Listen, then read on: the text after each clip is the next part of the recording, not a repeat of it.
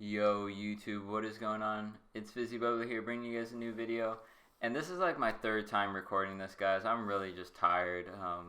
By the time I'm recording this, it's 12 at night, and I just got done doing some trials, carries, and the last one I did just honestly drained me. So please forgive me for my voice. But I wanted to talk to you guys today about primaries heading into year 3, if you will. They haven't really called it that, but into Rise of Iron.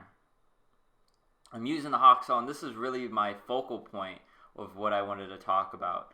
The Hawksaw is actually one of my top 3 primaries of all time in Destiny. It always will be. And that goes across the board for legendaries and exotics as a whole. Hawksaw just feels so good. And I think a lot of people are starting to use them in sweats now as well, for variety, because people are trying to experiment. And that has to do with the balancing of weapons, you know. Hawkmoon, for instance, a great example. They touched up on its stability. The reason being is because the amount of impact it was doing and the fact that it had holding aces and luck in the chamber. A primary like that just cannot shoot, you know, stability wise straight that much. It's not fair. Whereas you take a pulse rifle, for instance, you know, you sacrifice some things. On the vendor one, you don't get as much range, but you have nearly max stability. And one thing I'm really hoping to see in Rise of Iron is something very familiar to the Hawksaw.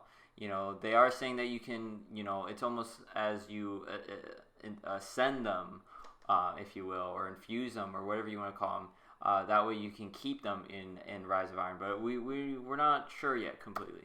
So they always do new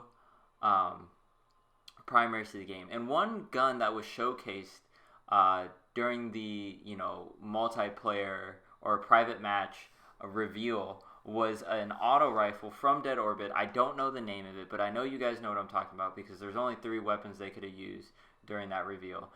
And that thing just looked so good. And one thing I think Destiny would really do well with, especially with MLG supporting game battles, is a submachine gun. That would be amazing. You know, we've had something similar like the Doctrine, very high rate of fire, good stability and range.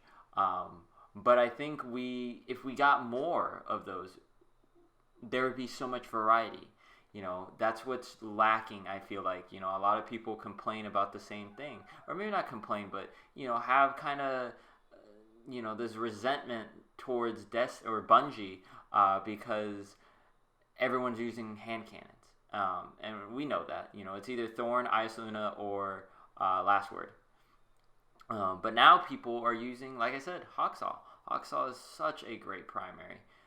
Very good rate of fire, good stability and impact. But it can't compete in the sweats community, top tier. It just can't. And Call of Duty does a very good job of keeping their weapons fresh. They might tune up 1 or 2 of them, but at the end of the day, it's still that same primary. And I think that's what Destiny has finally accomplished with the recent weapon balancing. I just wish they would leave the subclasses alone, for the love of God. But whatever, that's another video for another day. But that's really all I wanted to talk about, was hopefully they add, you know, more primaries that have more variety to them. You know, something familiar to the Hawksaw, hopefully, because I love the Hawksaw. And more high rate of fire auto rifles. God, those are so much fun to use.